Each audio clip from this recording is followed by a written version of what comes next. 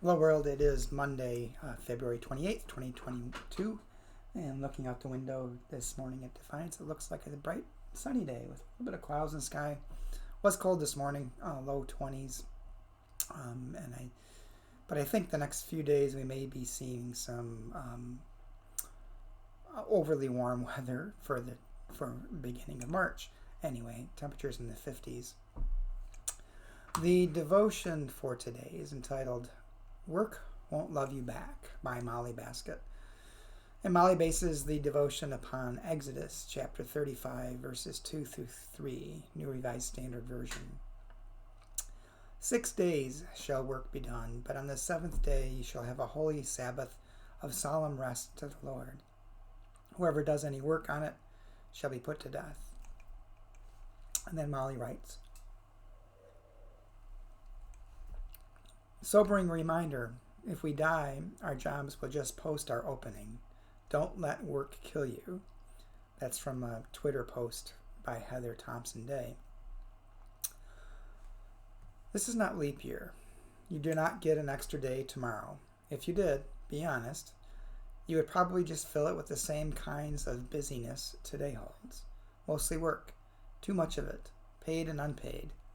Getting an extra day would not be like turning the clock back in autumn, a sneaky Sabbath, a gift from God, the afternoon suddenly feeling woozy and layabout and ready for anything, or better yet, ready for nothing.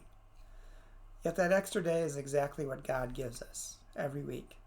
Actually, God demands it from us in order to give it back to us. The Sabbath, Rabbi Heschel's Palace in Time, is a commandment given all the way back when Moses and the Israelites were still manna gathering and as yet had no civilization to maintain, before they were really busy, in other words.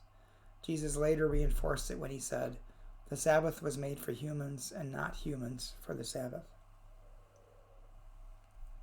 In other words, God craves our rest, so much so that overwork, God told Moses, comes with a death sentence. And God isn't the executioner. Double check the text. Overwork itself is. In modern parlance, work will never love you back, and it may even hasten your demise. But God will love you back. So will the friends and family and animal companions and vegetable gardens and books that fill your Sabbaths.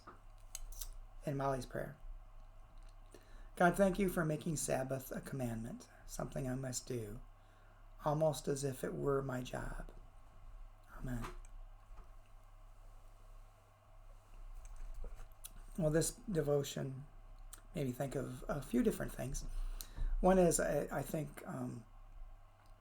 one of the things I discovered when I lived in Germany is that Americans often feel their identity is tied to their work.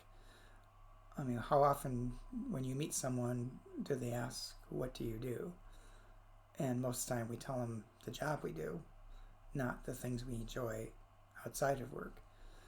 And I think that's why so many people who, when they retire, are lost because they don't know anything outside of their work life.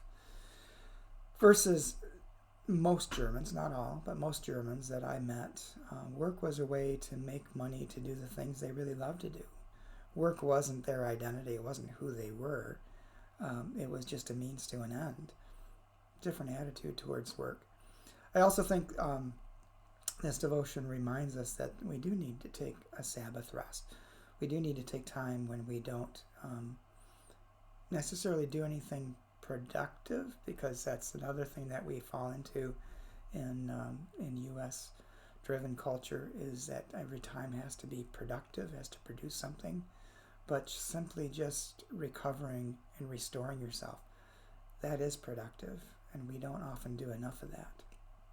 So it's a reminder to take at least one day a week to dedicate to God in a way by honoring yourself and your body and your mind, and just rest.